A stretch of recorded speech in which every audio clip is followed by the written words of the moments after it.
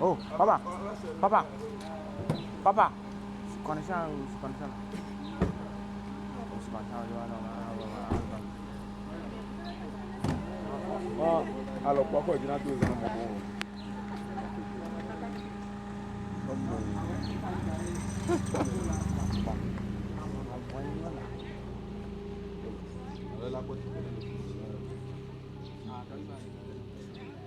papa, si connexion.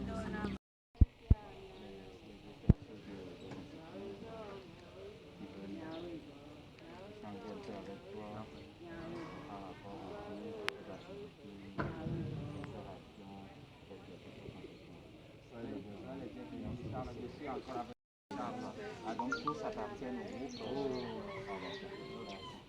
Bonjour, merci beaucoup. Je vous souhaite la bienvenue.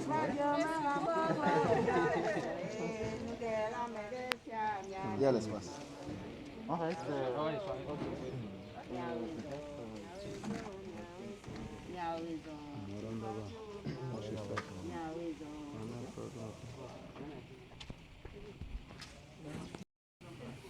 Julia, quel brief. Lisa Hoffman. Lisa Hoffman. Ça, c'est ma carte. Ok. Et ma numéro de téléphone togolais. Il n'y a pas de problème. Et l'information de notre institut sont aussi là. Ok. Et ça, je vais la mettre avec mon adresse mail. Et nous avons pris un stylo de notre institut. IGA. Ça, c'est le nom. C'est l'Institut allemand d'études mondiales et régionales. Mais en anglais, c'est German Institute of Global and Area Studies. Et alors, nous disons IGA. Notre institut est basé à Hambourg, en Allemagne. Alors, nous sommes allemands. Et c'est pourquoi nous avons aussi apporté un petit chocolat allemand. C'est quelque chose Juste un petit cadeau.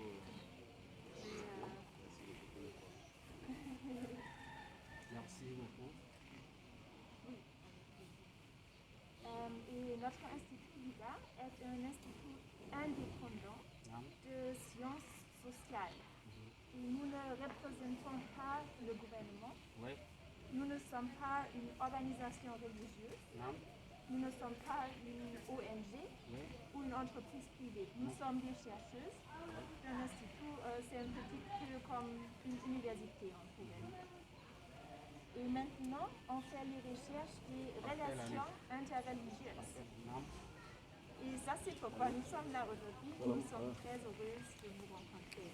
Merci beaucoup. Merci beaucoup. Merci à vous. D'accord. Alors, nous aimerions comprendre quels facteurs influencent les relations interreligieuses de manière positive ou peut-être aussi négative. Et oui, notre travail est pour le public et pour les sciences. Alors, pas pour, comme j'ai dit, pour la politique ou quelque chose comme ça, c'est pour la recherche. D'accord. Alors, la procédure de l'entretien aujourd'hui. Nous allons poser des questions sur votre travail, votre organisation ici, et sur votre perception des relations interreligieuses. Il n'y a pas de bonne ou de mauvaise réponse. Nous voulons justement les opinions et les réflexions ouvertes sur vous.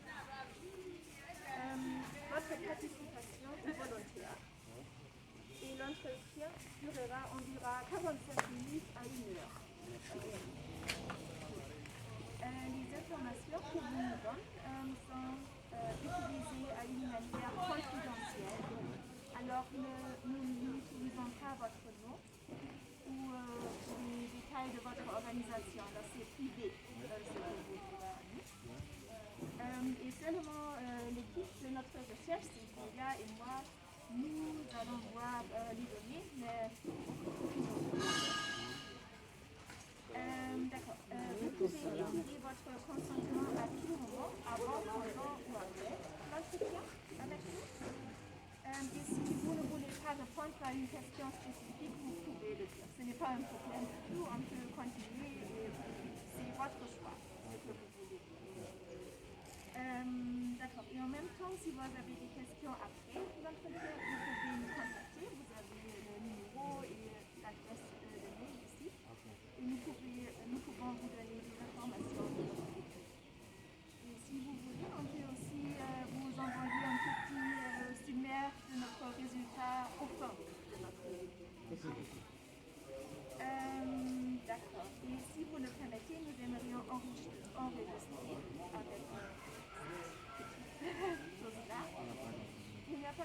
Merci beaucoup.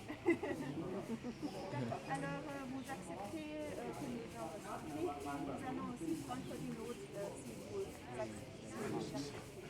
Oui? Ok. Merci beaucoup. Est-ce que vous avez des questions avant nous commençons avec l'enregistré, avant de commencer avec l'entretien? Il n'y a pas de question pour le moment. D'accord, merci beaucoup. Alors, je vais C'est la réunion. votre organisation. Donc, alhamdulillah, je remercie Dieu qui nous a prêté la vie aujourd'hui.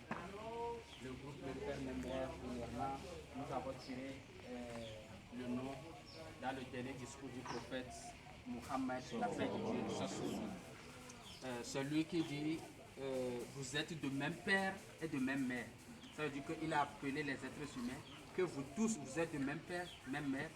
Votre père est Adam, votre mère est Ève.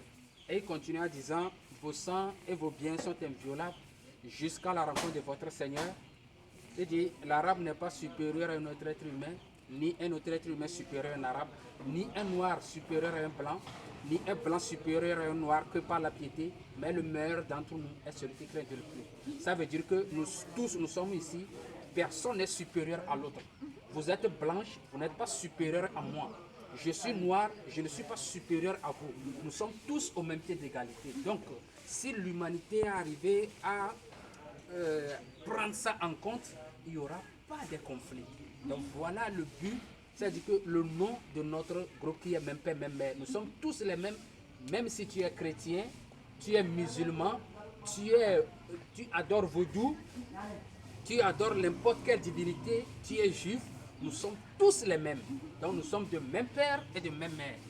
Voilà le nom de notre groupe. Atakbir. Semua takbir.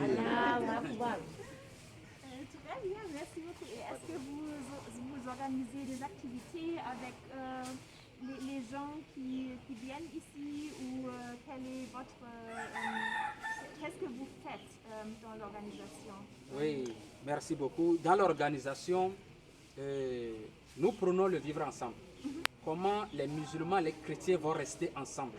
Malgré que nous avons des différentes religions, mais nous sommes condamnés à être ensemble. Donc, nous œuvrons dans ça et nous organisons des rencontres dans les villages, surtout des villages les plus reculés. Nous organisons les conférences pour parler du vivre ensemble et notre slogan est non à la violence interreligieuse, oui à la vérité des Écritures saintes. De croire à ce que l'Écriture dit, ce que la Bible dit, ce que le Coran dit, de croire. Mais le fait de faire des problèmes, non à la violence interreligieuse. Donc nous organisons ces genres de conférences dans les villages. Ça arrive des fois, on a certains, peut-être on a la chance avec l'Allemagne, parce qu'il y a certains qui sont en Allemagne, ils sont des associations. Oui, en Allemagne, il y a 2 associations en Allemagne qui nous font des aides pour aider l'humanité. C'est-à-dire, on peut amener un forage dans un village. Donc, tout le monde va bénéficier. Le forage, l'eau pour boire, les puits pour boire. Donc, voilà d'après notre activité. Super. Et ce sont quelles organisations allemandes? Oui, je vais vous donner leurs références tout de suite. Super, merci beaucoup. Oui, je vais vous envoyer leurs choses. C'est écrit en allemand. Donc, quand je ne parle pas l'allemand, mais maintenant je vais chercher à comprendre l'allemand. Nous pouvons traduire peut-être. Oui, si vous voulez. Inch'Allah. Merci. Et l'objectif de votre organisation, vous avez bien décrit, je crois. Combien de membres est-ce que vous avez dans votre organisation? Combien de gens sont là dans le quartier qui travaillent pour Oui, la majorité des gens qui travaillent avec moi, au moins ceux qui étaient des chrétiens et des vaudous, des féticheurs, qui se sont rentrés dans l'islam. Ça veut dire que ceux qui sont rentrés dans l'islam, ils sont plus de 90% qui sont dans mon groupe. Donc, on a sensibilisé les gens dans plusieurs villages et aujourd'hui, on a pu sensibiliser, ça fait 1000 et quelques personnes. 1000 et quelques personnes qui sont dans les différentes villes. Et nous avons créé le groupe Mempe Member de Vaughan, le groupe Mempe Member de Lomé, il y a le groupe Mempe Member de Kévé, il y a le groupe Member de beaucoup de villages. Si on vient, on essaye de faire le regroupement dans chacun des villages. Voilà d'après. Merci beaucoup. Maintenant, on va parler un petit peu sur le Togo, moi en général, pour nous comprendre, parce que c'est la première fois que nous sommes ici au Togo, alors c'est pour comprendre les pays un peu mieux. Oui. Et quels sont les grands groupes sociaux qui sont importants au Togo? Les grands groupes Sociaux. Ok. Merci beaucoup. Les grands groupes sociaux qui sont au Togo, nous voyons peut-être l'Union musulmane. Oui. Dans l'ensemble, ça veut dire que nous sommes dans l'Union musulmane. Et il y a le groupe des évêques, le groupe des pasteurs.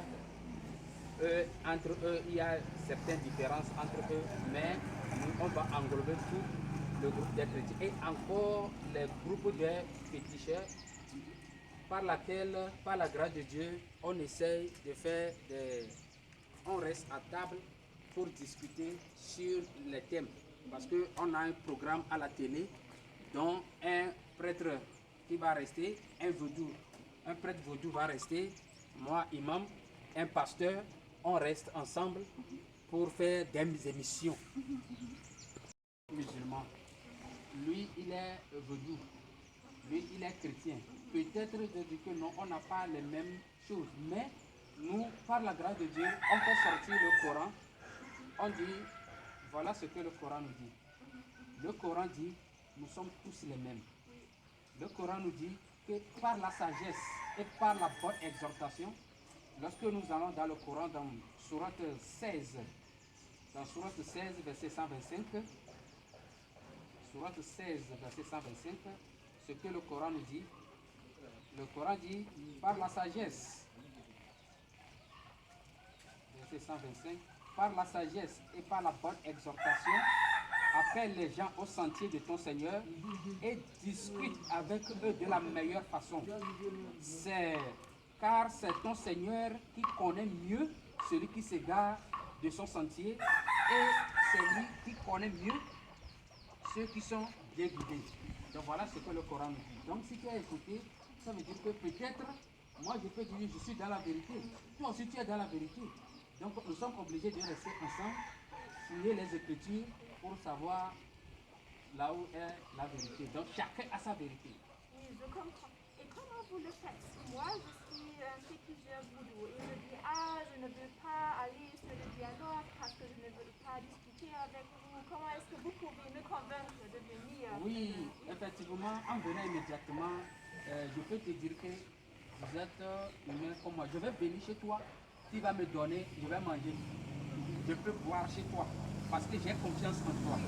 Et maintenant, je peux te dire que nous sommes tous les mêmes. Aujourd'hui, peut-être tu as une vérité dont moi j'ignore. Moi aussi, j'ai une vérité dont toi tu ignores. Donc, on va rester pour faire sortir nos vérités pour voir. Donc, si tu es arrivé à lui convaincre par ses paroles mielleuses, donc il finira par céder que non, il n'y a pas de problème. Je ne suis pas venu pour te vilipender, pour te dire que toi là, tu es mauvais, tu n'es pas bon. Non, tu es bon, tu as des qualités. Donc maintenant, on n'a qu'à discuter pour voir et ensemble, avec toi et pour moi, ça va être fort. Je suis convaincue. Je viendrai. Inch'Allah, Inch'Allah. Inch'Allah. Et vous avez dit que vous utilisez la télévision. C'est quelle télévision? Est-ce qu'on peut montrer? Oui, il y a une télé E47. Oui, la télé là a l'application, même si vous avez l'application là dans le portable, vous allez suivre directement nos émissions. Oui, si je le fais même, on le fait direct sur Facebook. Direct. Après, on balance sur YouTube.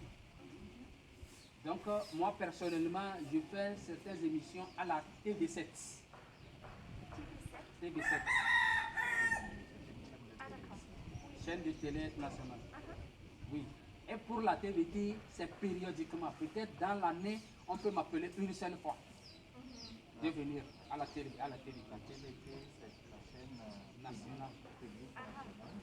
TV7, c'est plutôt une chaîne privée, mais qui est également exploitée. Et vous utilisez aussi la radio ou... La radio, je vais fréquence 1. Fréquence 1. Radio Bridge FM de Vaughan. Radio de Vaughan. Ah, vous faites beaucoup. C'est vraiment bon. Et Radio Lomé. Oui, ça aussi c'est périodique. Et pour comprendre un petit peu l'importance de différentes confessions au Togo, est-ce que vous pourriez nous dire l'importance en pourcentage environ de différentes confessions au Togo? Alors, combien de chrétiens sont au Togo? Oui. Combien de musulmans? Oui, aujourd'hui, les statistiques nous prouvent que nous avons 50% des animistes. Et il y a 25% des musulmans et 25% des chrétiens. Ah, Oui. et est-il aussi possible de combiner un peu peut-être l'animisme avec les musulmans? Alors, est-ce qu'il y a quelques personnes qui combinent les différentes religions ensemble, ou c'est plutôt qu'on va suivre l'islam ou la religion africaine traditionnelle? Oui. Sinon, ou soit tu es musulman, ou soit tu es animiste, ou soit tu es chrétien. On ne pratique pas les deux. On ne pratique pas les deux. Okay. Oui. On fait un choix. Un choix. Okay. Et est-il possible de changer, par exemple, si je suis chrétien et je veux devenir musulmane, est-il possible pour moi de changer ma religion, ou c'est pas vraiment ce que les gens font? Non, c'est très simple. C'est très Si simple. vous voulez changer, aujourd'hui même si vous voulez devenir musulman, là, je vais vous dire de faire comme ça. Que je témoigne qu'il y a d'autres divinités dignes d'adorer, sauf Allah, et Mohammed est son messager, Jésus-Christ est son messager. Voilà ce que vous allez faire, vous allez devenir musulman. Et je vais vous donner le nom Mariam Fatouma. Mariam, c'est la maman de Jésus-Christ, la fête de Dieu sort sur et Fatouma, c'est le fils du prophète. Alors, je suis Mariam.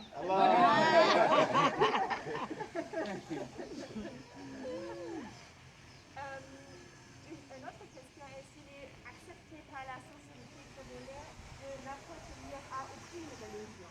Et je dirais, je ne veux pas appartenir à aucune religion, pas chrétien, pas musulman, mais aussi pas africain. Je ne veux pas. Non, c'est très simple. C'est possible. On a observé ces gens-là dans la tradition. On dit ces gens avec ceux qui sont de Vodou. Et alors, Ça veut ils dire sont que, ressemblants. oui, ça veut dire qu'ils n'ont pas de religion comme ça. Donc c'est dans eux qui sont dans les 50% là. Les 50%. Ça veut dire qu'il y a certains qui ne pratiquent rien. Eux, ils sont là seulement. Alors, le 50%, c'est le reste des personnes qui ne sont pas Qui ne- chrétiens, pas pas musulmans. musulmans, mais tous les autres. Sont 50%. Oui, oui. Oui. Ah. Et est-ce que il y a, la composition religieuse a-t-elle changé ces dernières années un petit peu? Alors, est-ce qu'il y a plus de personnes maintenant qu'avant qui appartiennent à l'islam ou à la chrétienne? Est-ce qu'il y a des changements ou c'est stable? Non, sinon il y a beaucoup de changements. Ok. Parce qu'avant, c'est le christianisme qui gagne le terrain. Ok. Mais ça fait qu'il y a un prêtre au Togo ici qui s'est converti en islam. Et le prêtre là faisait des... il était, on l'appelait Imam Kassim Messan. Imam Kassim Messan, oui, il était l'ambassadeur du Togo en Libye. Ah, Oui. Et il est décédé le 27 avril 2018. Il est décédé tout récemment. Il a fait sortir un tableau. Et par le tableau là, si on t'explique maintenant, ça veut dire que tu vas avoir l'amour à la religion. Ça veut dire que tous les prophètes étaient des musulmans. Lorsque nous voyons Moïse dans la Bible, Moïse dit dans la Bible, en hébreu, Shema Israël, Adonai, Elohim, Adonai, Echad. C'est-à-dire, écoute Israël, le Seigneur notre Dieu est l'unique Seigneur. Moïse n'a pas dit trois seigneurs. Moïse n'a pas dit trois dieux, mais il a dit l'Éternel notre Dieu est l'unique Seigneur. De même que le prophète Isaïe, dans Isaïe 21, verset 45, il dit, il n'y a d'autre Dieu que Dieu seul. Et Jésus-Christ, la paix de Dieu soit sur lui, a dit dans le livre de Matthieu 22, verset 37 à 40, l'un des scribes lui a posé la question à savoir quel est le premier de tous les commandements. Avant de lui répondre, Jésus-Christ est allé dans le livre du Deutéronome 6, verset 4, dit Shema Israël, écoute Israël. C'est Jésus qui parle. Le Seigneur, notre Dieu, est l'unique Seigneur. Tu vas adorer le Seigneur, notre Dieu, de tout ton cœur, de toute ta force et de toutes tes pensées. Voici le second, tu aimeras ton prochain comme toi-même. Et le prophète Mohammed, sallallahu alayhi wa sallam, lui aussi il a dit dans son hadith prophétique, dit La yuminu ahadukum hatta yuhibbu al-ahibi ma yuhibbu li nafsi. Personne ne peut dire qu'il est croyant s'il n'aime pas ce qu'il veut pour son prochain. Ça veut dire que tous les prophètes sont des musulmans. C'est pourquoi Jésus-Christ, s'il y a quelque chose, il se prosterne. Au moment où on veut le tuer, la Bible nous dit, ayant fait quelque part dans le jardin de Gethsemane, il s'est prosterné et il dit, mon Dieu, s'il est possible que cette coupe s'éloigne de moi, non pas ce que je veux, mais ce que tu veux. Et la Bible nous dit dans le livre de Hébreux 5, verset 7, il dit, c'est lui, dans le jour de sa chair, Jésus-Christ, a présenté la prière et des supplications à celui qui pouvait le sauver de la mort, et il a été exaucé à cause de sa piété. Ça veut dire que tous les prophètes sont des musulmans. C'est pourquoi la seule prière que Jésus-Christ a enseignée à ses apôtres est que notre Père qui est aux cieux, que ton nom soit sanctifié, que ton règne vienne, que ta volonté soit faite sur la terre comme au ciel. Ça veut dire que la volonté de Dieu soit faite sur la terre comme au ciel. Et cette volonté, c'est quoi? En arabe, on dit soumission, on dit islam. Islam veut dire volonté de Dieu sur la terre. Le sens de l'islam, volonté de Dieu sur la terre. Et Imam là a fait sortir un tableau. Tout de suite, je vais présenter le tableau pour vous montrer la descendance des prophètes. Vous allez voir tout de suite, Inch'Allah. Donc, s'il y a le temps, je vais demander, mon frère, il faut me prendre un tableau ici. Je vais leur montrer le tableau là, Inch'Allah. Vous deux, vous allez tenir pour... ça veut bon? Il y a quelqu'un qui m'a parlé.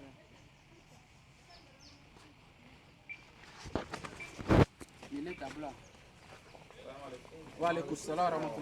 Vous voyez, au Togo en particulier, en Afrique et dans le monde en général, les glorieux maillons de la chaîne mystérieuse du peuple de Dieu pour la transmission du message céleste, quelle était leur religion? Est-ce qu'on peut prendre une photo? Je vais vous donner sa photocopie même. Super, merci. Oui, je vais vous donner sa photocopie. Donc, en voir toutes ces choses, voilà Abraham. C'est Abraham qui s'est marié à sa sœur qui est Sarah. Sarah, Abraham a marié 3 femmes. Il y a Ketura, il y a Hagar, il y a Sarah. C'est Sarah qui a donné naissance à Isaac. Isaac a donné naissance à Jacob. Jacob a donné naissance aux 12 tribus, les enfants d'Israël. C'est dans les enfants d'Israël, dans la famille de Lévi, qu'est sorti Amram. Amram a donné sa descendance à Aaron et Moïse. Après Anne, Marie et Jésus-Christ. Vous voyez, non? Mais ici, Abraham s'est marié avec Hagar. Hagar a donné naissance à Ismaël. Ismaël a donné naissance aux 12. C'est dans ces 12 qu'est donné le Kousseï. Et dans ces 12-là qu'est donné jusqu'à ce que Abdallah et Muhammad sallallahu alayhi wa sallam est sorti. Ça veut dire que Jésus-Christ, Muhammad ont leur grand-papa Abraham. Donc ça veut dire que nous sommes tous les mêmes. Donc si on présente ça, c'est très impressionnant que nous les chrétiens, vous les chrétiens et nous les musulmans, nous sommes tous d'Abraham. Donc nous sommes les mêmes. Très bien. J'essaie d'arrêter. Merci pour Pas de quoi, pas de quoi. Merci. Quelqu'un qui connaît la valeur du droit de l'homme. Oui, c'est pour ça qu'on gagne beaucoup de terrain pour faire passer le message salvateur qui est l'islam. Et après, beaucoup de gens ont décidé qu'ils veulent suivre l'islam. Beaucoup de gens. Et aujourd'hui, vous voyez les femmes là, ils étaient chrétiens. Donc ils sont convertis en islam. Donc les frères là, vous n'allez pas voir celui qu'on a, lui, son papa et sa maman, on les a mis au monde en islam. Non, mais ils étaient chrétiens convertis en islam. Voilà le groupe. Ouais. Et vous avez aussi converti? Moi, mon papa est converti. Papa m'a mis au monde dans l'islam. Donc ça veut dire que moi maintenant, je vais faire à tout à ceux qui étaient nés dans l'islam et à ceux qui viennent de rentrer dans l'islam. Merci. D'accord. Une autre question que nous avons, c'est quelle est la relation entre la religion et l'ethnicité au Togo? Est-ce qu'il est le cas que quelques personnes qui suivent une ethnicité ont une religion, par exemple les évêques sont chrétiens ou musulmans, ou c'est un peu mixte, ou comment comprendre? Oui, sinon, quand on dit les évêques, c'est la tradition, c'est vaudou. La majorité des évêques sont vaudous. Et beaucoup ont laissé vaudou pour entrer dans le christianisme et dans l'islam. Et au Togo, l'évêque a 46% de la population du Togo. Ça veut dire que l'évêque dépasse toute ethnie au Togo. En deuxième, on va trouver les Kotokoli et les Kabiens. Les Kabiens sont 13% au Togo. Et les Kabyles sont les chrétiens ou Les Kabiens aussi, il y a chrétiens et animistes. Et les Kotokoli? Les Kotokoli sont majoritaires, sont musulmans. C'est-à-dire, on peut voir Kotokoli, au moins 90% sont musulmans. Les 10% sont chrétiens. Il y a des chrétiens parmi eux aussi. Alors, il y a évêque, Kotokoli, Oui. Kabien et autres. Oui, il y a les Bassars, il y a les Losso. Et les Bassars et Losso, ils sont de mixte? Oui, c'est animisme. Oui, c'est maintenant qu'ils se convertissent dans le christianisme et dans l'islam. Et est-il important, quelle est l'ethnicité d'une personne? Est-ce que si je connais une personne la première fois, est-ce que je demande quelle est ta ethnicité ou ce n'est pas quelque chose que je fais? Non, sinon, ça là, on bannit ça. Le fait de voir toi, tu es où? On ne veut pas. Nous sommes des Togolais. Oui. Nous sommes les êtres humains. On n'a pas besoin de savoir toi, tu es d'où. Non. Oui. D'accord. Maintenant, j'aimerais demander quelques questions sur les institutions religieuses. Est-ce que vous connaissez des institutions interreligieuses? Alors, les institutions où on a personnes de différentes confessions qui travaillent ensemble. Est-ce qu'il y a quelques institutions au Togo? Oui, il y a peut-être des institutions qui travaillent ensemble. Je ne me rappelle pas du tout. Je ne me rappelle pas du tout, mais je sais très bien, dans les services, peut-être on a des services dont tout le monde a de différentes confessions. Des services, oui. Il y a des services gouvernementaux et privés qu'on recrute tout le monde. Chacun va s'occuper de son travail. Et quel service peut-être on peut aller pour voir? Est-ce que vous avez un exemple? Oui, parce que dans le les doigts, mais vous les donc, il y a là, aussi, donc, il y a après, je vais réfléchir après. Ah oui, pas de problème. Et est-ce que vous connaissez des institutions religieuses, pas interreligieuses, mais religieuses, qui sont importantes pour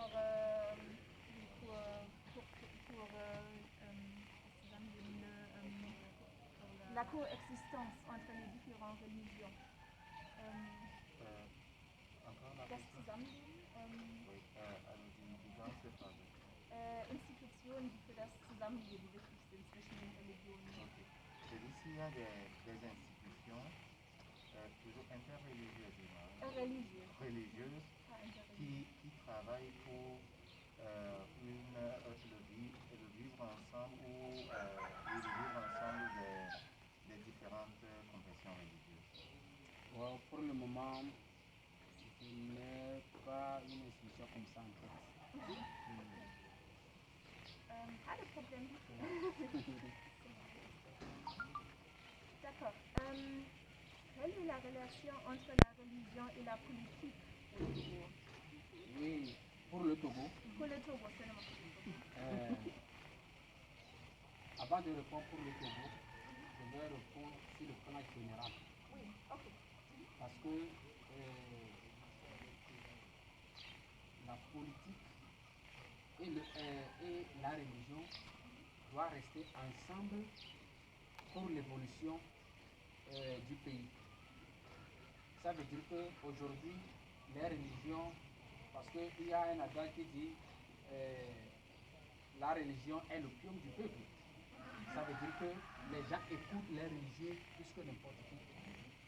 Ça veut dire que la politique doit travailler main dans la main avec les religieux. Normalement, c'est comme ça. Mais ici, chez nous, au Togo, on est dans cette droite ligne. Le gouvernement n'a pas d'immunité avec les religieux. Ça travaille très bien au Togo.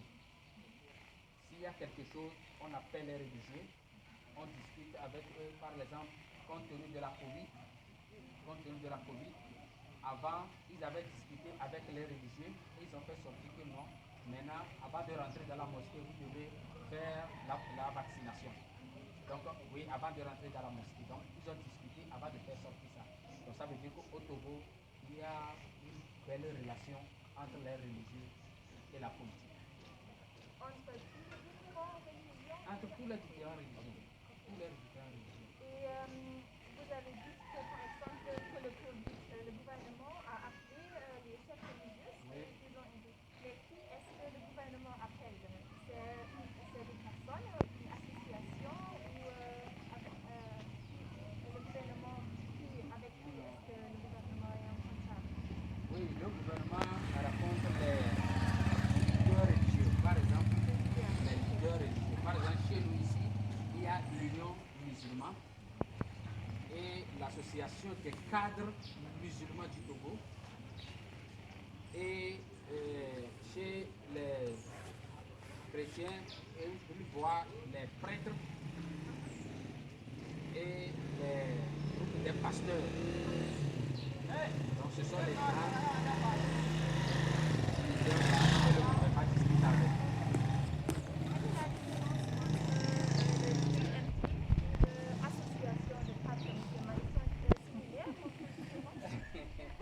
Sinon, ils sont les mêmes. Oui, ils sont les mêmes. Donc, or, l'Union musulmane, c'est l'Union musulmane qui pilote tout au Togo en matière de la religion islamique. Mais les cadres, ce sont les grandes personnalités qui travaillent peut-être dans le gouvernement. Ils sont des cadres du pays. Il y a l'union, et encore pour l'Union musulmane là, c'est le vieux là que je disais, c'est lui qui est le fondateur de l'Union musulmane. Kassim Messan, c'est lui qui est le fondateur de l'Union musulmane. Avec certaines personnes, parce qu'il y a toujours quelqu'un qui amène l'idée. C'est lui qui a amené l'idée de la création de l'Union musulmane du Togo. Et est-ce que votre organisation est aussi affiliée avec l'UMC Oui, nous travaillons pour le moment. On n'a pas un accord très spécial comme ça, mais il nous reconnaît de travailler dans ça. Oui. Et est-ce qu'il y a aussi quelques groupes religieux aimeraient s'enregistrer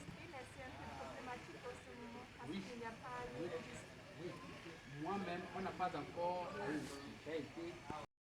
Ils nous ont dit que compte tenu de la situation, de faire les papiers pour les papiers religieux comme ça, ils ont un peu de recul d'abord. Sinon, on allait prendre nos récépissés. Alors vous attendez ou qu'est-ce que vous faites en ce moment? Non, nous on travaille, on est sur le terrain. Sans registre. Oui, on travaille sur le terrain parce que ce que nous faisons, c'est quelque chose qui aide le pays. Ça aide le pays. Donc, on travaille. Mais ce n'est pas un problème. Non, ce n'est pas un problème. Ce n'est pas un problème. Ça veut dire que là où on va avoir problème est que si par exemple Mariam et Fatouma voudraient envoyer une aide au nom de l'association, c'est difficile. Nous sommes obligés de passer chez l'autre là ou bien quelqu'un avant d'amener le don.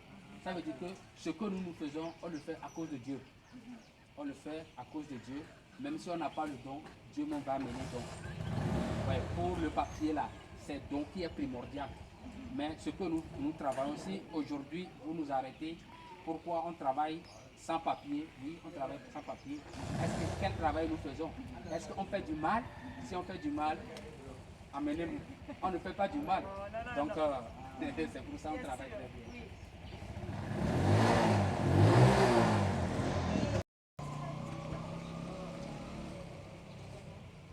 Il y a un peu, il y a un peu. À voir ce que nous attendons dans les médias, peut-être ce que je viens, c'est que le Coran dit. Le Coran dit, si tu as tué un seul homme, c'est comme si tu as tué toute l'humanité. Si tu as sauvé un seul homme, c'est comme si tu as sauvé toute l'humanité. Donc voilà ce que le Coran dit. Mais pour ce que le média dit, c'est autre chose. Ça, c'est politique. Donc, pour voir, est-ce qu'un jour, on a une fois vu un musulman tué au Togo? Non, ce n'est pas ça ici. Ça, c'est politique. Ça, c'est chez eux. Mais concrètement, l'islam ne veut pas dire de tuer. Plutôt, l'islam veut dire la paix, la solution à la volonté de Dieu. Je comprends, mais alors il y a quelques discriminations contre les musulmans au Togo? Un peu seulement. Un peu seulement. On ne peut pas dire qu'il n'y a pas, mais un peu seulement, ça ne compte même pas. On ne peut même pas compter. D'accord, d'accord. J'ai vu que dans les médias, les gens dans les régions de penser, parce que j'ai entendu dans les médias que ces choses parlées, c'est traduit, ou est-ce que c'est plutôt seulement dans les médias qu'il y a ces pensées contre les musulmans? Non, pas dans les médias.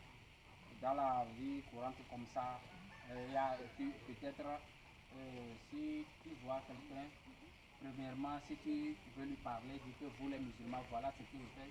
Mais après avoir discuté avec lui, tu dis, oh, c'est comme ça. Vous voyez ça? Ça là, c'est en hébreu. Nous savons très bien que ce sont les Allemands qui ont traduit la Bible. Mais vous n'avez pas cherché à traduire le Coran en hébreu. Imam Kassim Messan, il a commencé à traduire le Coran en hébreu.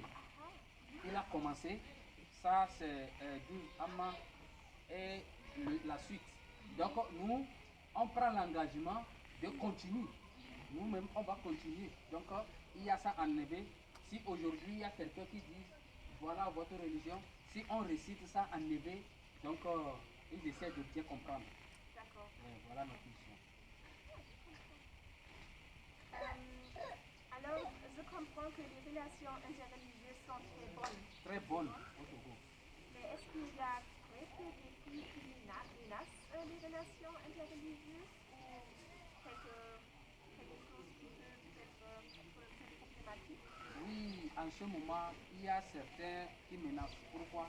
Parce que avec les réseaux sociaux, il y a certains ennemis de l'islam qui essayent de montrer la face négative, mensongère de l'islam, soit disant que voilà les musulmans. Donc ils essaient de diffuser. Ça fait qu'il y a en ce moment, il y a certaines personnes qui parlent mal de l'islam. Or, ils ne comprennent pas ce qui aiment réellement. Donc ça amène quelques inquiétudes. Mais on essaie de gérer et d'expliquer. D'accord. Et c'est qui fait mal l'islam? C'est un certain groupe ou... Non, la majorité, il y a certaines personnes qui ne comprennent rien de la religion. Peut-être ils cherchent à comprendre quelque chose. Sur le net, ils tombent sur ce qui n'est pas bon. Il y a les ennemis de l'islam qui détournent les versets du Coran, placent dans le net. Et si toi tu vois, oh, c'est l'islam qui a fait ça, c'est l'islam qui tue. Donc maintenant, on peut vous taxer de ça, mais ce n'est pas la réalité. Donc c'est pour ça qu'on essaie de sensibiliser les gens chaque fois. Mais plutôt des organisations togolaises ou plutôt dans l'internet Non, c'est sur l'internet seulement, ce n'est pas les organisations.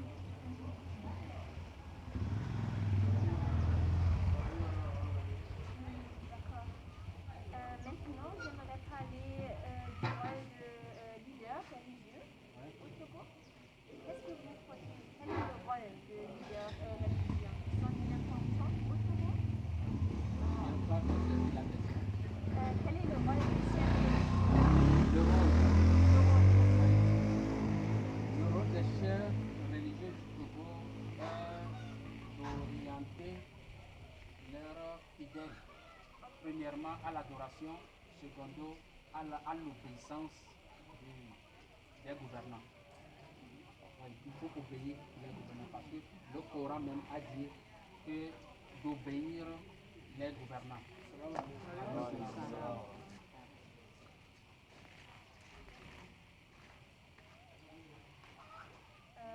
D'accord. Et est-ce qu'ils sont aussi importants pour les relations interreligieuses du chef religieux? Est-ce qu'ils font quelque chose pour faciliter peut-être les relations interreligieuses? C'est maintenant que nous sommes sur la voie. Parce que par la grâce de Dieu, la fois dernière, on avait fait un colloque et il y a un prêtre qui s'appelle Pierre Chanel Apollon. C'est un prêtre et il est venu après mon exposé et il dit que non, il cherche ce genre de personnes, ceux qui aiment les interreligieux là pour qu'on puisse rester ensemble. Et le jour-là, c'est lui qui a parlé du bien fondé de l'islam. Et il a expliqué que la manière dont nous faisons l'islam, ce n'est pas ça. Parce qu'il a dit l'islam, c'est la paix. Mais il y a certaines personnes qui présentent l'image sale de l'islam, que ce n'est pas bon. Et lui, jusqu'à ce qu'il nous a convaincus dans la salle que avoir ceux qui disent qu'ils sont des terroristes, on a essayé de les poursuivre jusqu'à ce qu'on a confisqué certaines armes chez eux. Et voilà que sur l'arme, on a trouvé la note. Ça veut dire qu'il dit le jour là, l'arme n'est pas un bonbon pour aller acheter. Avant d'acheter une arme comme ça veut dire que c'est des protocoles.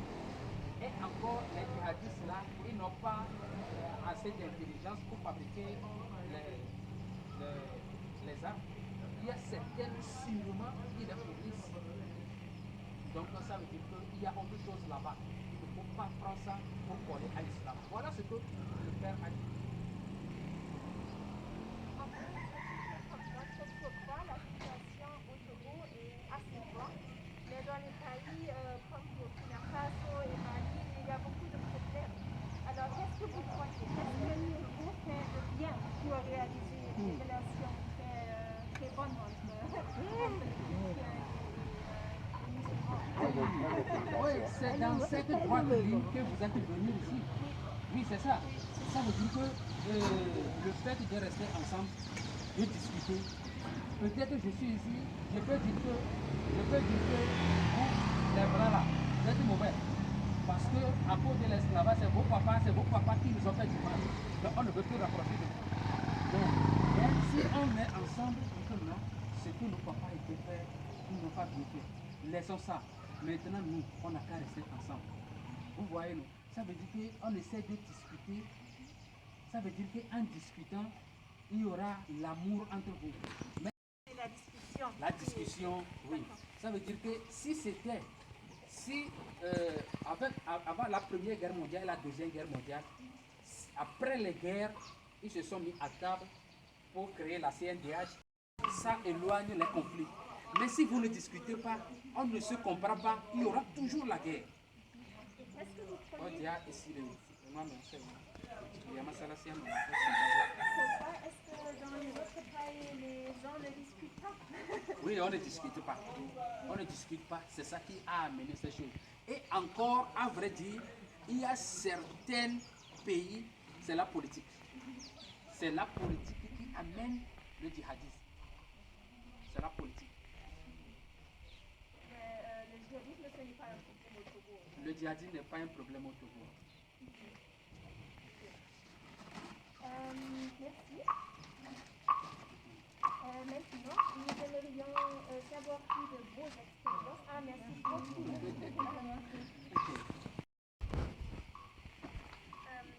Alors, dans votre vie quotidienne, est-ce que vous interagissez avec des personnes de religions différentes? Nous sommes très aisés avec les personnes.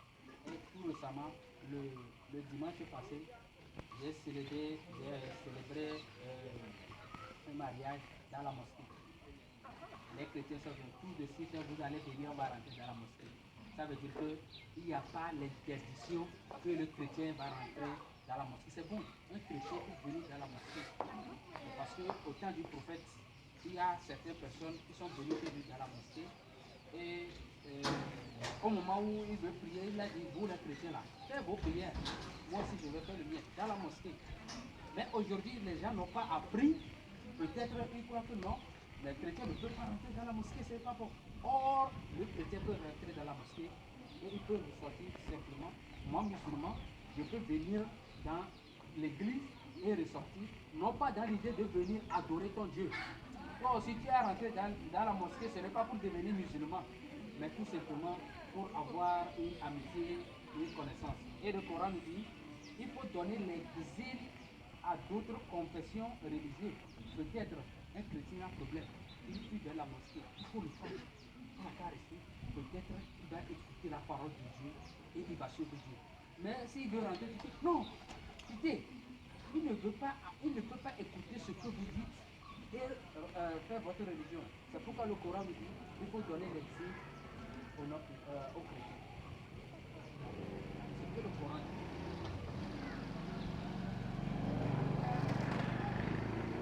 D'accord, est-ce que... alors, les personnes justement, ils peuvent se rencontrer dans la mosquée et peut-être aussi à l'école, ou est-ce que l'école est séparée? Non, l'école ne se sépare pas. L'école, on reste ensemble. Oui.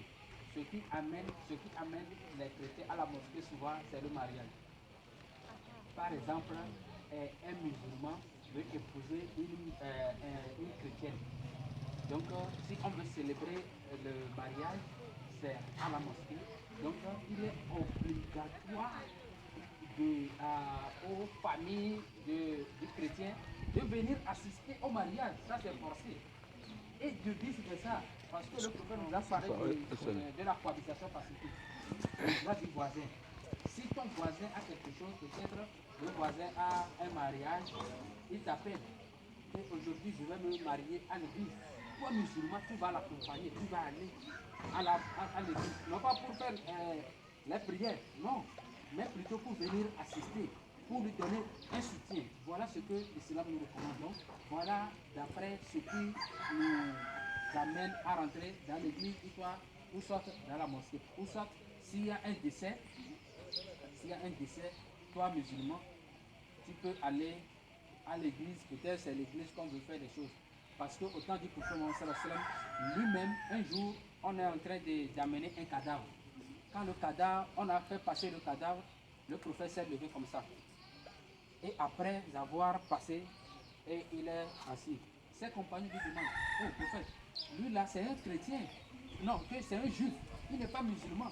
Et voilà, on a amené le cadavre et tu t'es levé. Le prophète dit, ce n'est pas un être humain. C'est un être humain. Donc on doit saluer la mémoire d'un mort. Donc ça veut dire que nous honorons les morts. On les respecte. Même si c'est chrétien ou musulman, ça n'engage que lui avec son Dieu. Mais nous, on va respecter. Voilà ce que le prophète nous a enseigné. D'accord. D'accord, merci. Alors, si moi, une chrétienne, veux marier à un musulman, est-ce que c'est quelque chose que je change la religion ou je reste chrétien et mon mari reste musulman? Comment ça marche? En islam, par exemple, en islam, la polygamie est acceptée. La polygamie est acceptée en islam. Par exemple, si Mariam veut me marier maintenant là, donc on peut faire mariage. Mariam va aller à l'église, moi je continue avec ma prière. L'islam a accepté. Mais le vice-versa, c'est-à-dire toi, homme, et la femme, l'islam refuse. Vous me comprenez? Ça veut dire que c'est l'homme qui est le chef de la maison. Ça veut dire que si moi j'étais marié maintenant, les enfants sont musulmans. C'est l'avantage. Oui, c'est l'avantage. C'est vraiment un avantage. C'est l'avantage parce que les enfants sont musulmans. Mais si c'était que c'est moi qui est femme et toi tu es chrétien, donc c'est notre désavantage, on dit non. Mais le christianisme aussi recommande ça. Le christianisme aussi, dans la Bible aussi, vous allez voir que si tu veux te marier, il faut que le mari soit le chrétien. Mais si on veut pratiquer les livres, le Coran a dit ça, et la Bible aussi a dit ça. Mais l'amour fait à ce que... Est-ce qu'il y a beaucoup de gens dans ce quartier-là qui font un mariage interreligieux? Oui, c'est normal. C'est normal. Oui, ça arrive. Le dimanche passé, même, on a fait un ici. Chrétien va venir. Non, pas venir, mais est-ce que les gens se sont mariés, des gens de différentes confessions, c'est-à-dire le monsieur est chrétien, par exemple, la femme est musulmane, ou le monsieur est musulman, la femme est chrétienne. Est-ce qu'il y a eu des mariages comme ça? Il y a des mariages comme ça, mais c'est rare. C'est très rare. Merci pour Et pourquoi est-ce que c'est rare? Oui, des fois, si on explique, parce que quand on dit d'aller marier à quelqu'un ou bien à quelqu'un du chrétien, ce n'est pas seulement le mariage, mais plutôt comment tu dois te comporter. Le Coran a dit, parmi, il est licite pour vous de se marier avec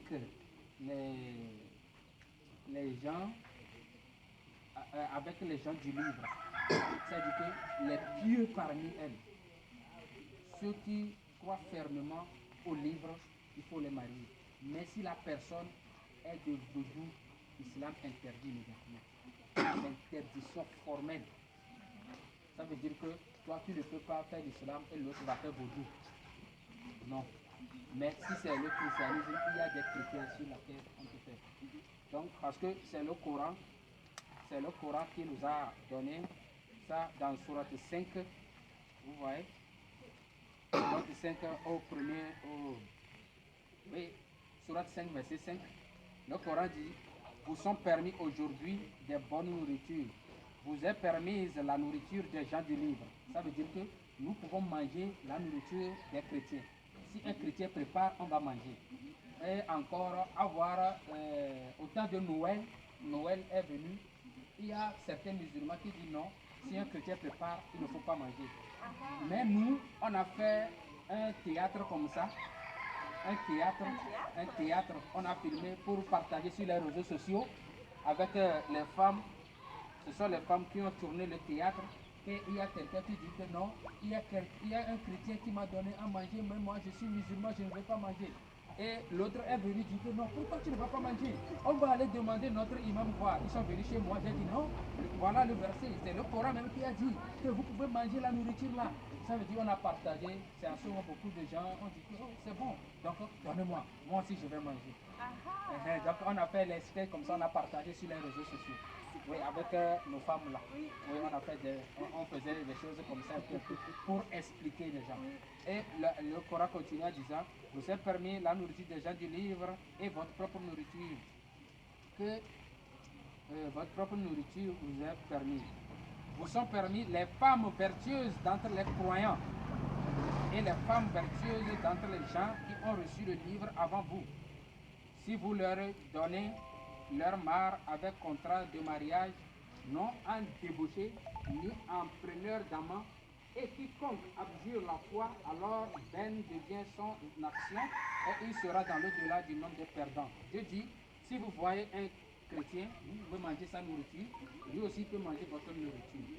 Et leurs femmes vertueuses vous sont permises. Mais si vous avez vu une femme chrétienne, il ne faut pas être un amant avec elle. Il ne faut pas aller chez elle abusivement. Mais il faut aller doter, la marier avant de consommer le mariage. Mais si tu fais clandestinement pour lui faire là, Dieu dit, au-delà, tu seras parmi les perdants. Dieu va te bannir. On se marie avant. On se marie avant. Je comprends. Merci pour les exemples. Ok. Une autre question est si Covid a affecté la vie religieuse ici. Et comment quel a été l'impact de Covid sur la vie religieuse ici? Est-ce qu'il y avait une différence? Oui, c'est-à-dire quel a été l'impact, c'est-à-dire les conséquences de Covid sur les activités religieuses, la vie religieuse de l'homme. Ok, j'ai compris maintenant. Non, sinon, ceux qui ont pris l'adoration comme état une source de revenus, ils ont des problèmes.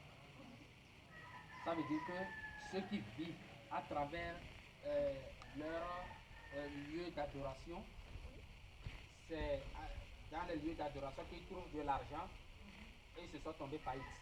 Parce qu'on a fermé tous les lieux de la mosquée et l'église. On a fermé tous les lieux jusqu'à un moment donné. Et c'est maintenant qu'on a libéré certaines mosquées et certaines églises de venir fréquenter. Donc, chez nous en islam, on n'a pas trop de problèmes dans ça parce que nous ne dépendons pas de la mosquée. Nous ne dépendons pas de la mosquée. Donc on n'a pas de problème en matière de Covid. On peut pratiquer à la maison.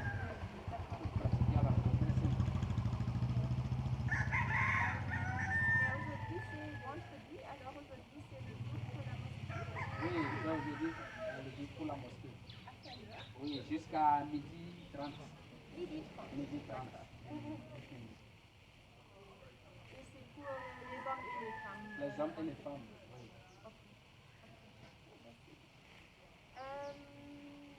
D'accord. Maintenant, nous avons demandé beaucoup de questions, mais peut-être Gloria veut ajouter quelques questions.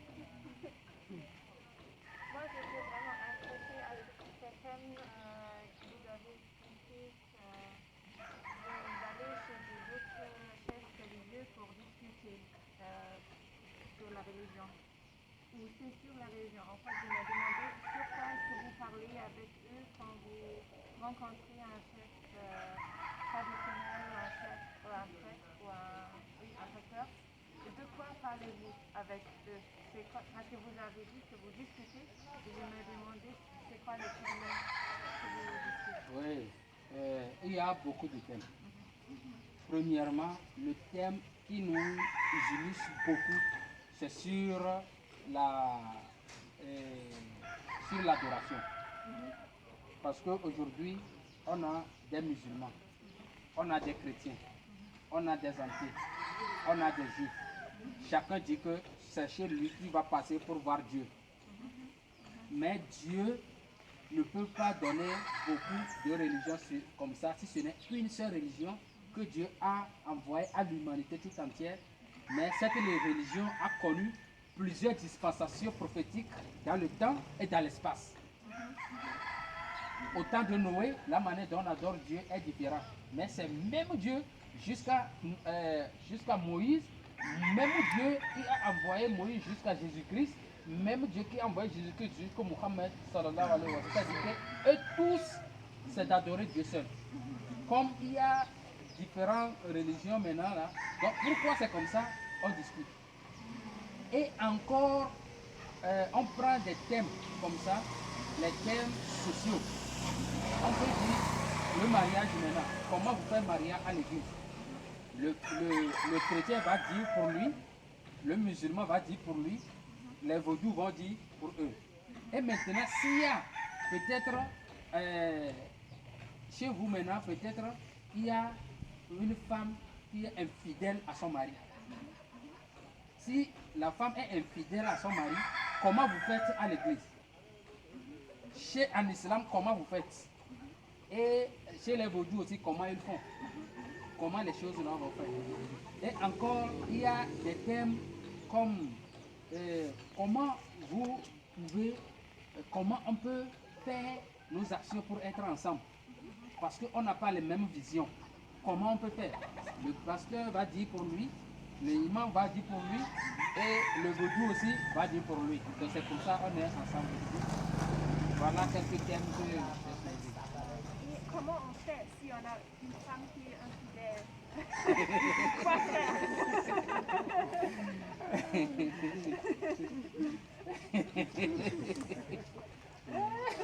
Alors la vie avec l'islam, ça veut bien faire. Oui, l'islam a fait, moi je donne le règlement islam. Ici, Quel est le règlement? non, le règlement, si la femme est infidèle, maintenant on pose la question à l'homme. Toi, est-ce que tu veux encore la marier? Si tu veux, il n'y a pas de problème. Mais si tu veux qu'on va divorcer, vous pouvez divorcer simplement. Sinon, si tu peux lui pardonner, il n'y a pas de problème. Continue. Et qu'est-ce que se passe si l'homme est infidèle? Si l'homme est infidèle, et la religion, c'est-à-dire que l'islam dit il ne faut pas approcher à la fornication. Si tu es infidèle, ça veut dire que les conséquences qui regorgent sur le plan physique, tu vas avoir malchance. Malchance dans ta vie. Et tes affaires ne vont plus marcher. Si tu es infidèle, la femme, si elle veut, elle peut rester. Peut-être tu l'as expliqué, tu lui as demandé pardon, je t'ai trompé. Donc si la femme t'aime, la femme peut dire non, il n'y a pas de problème, je t'ai pardonné. Et vous deux, vous allez demander pardon à Dieu. Puis c'est fini. Et c'est vice-versa.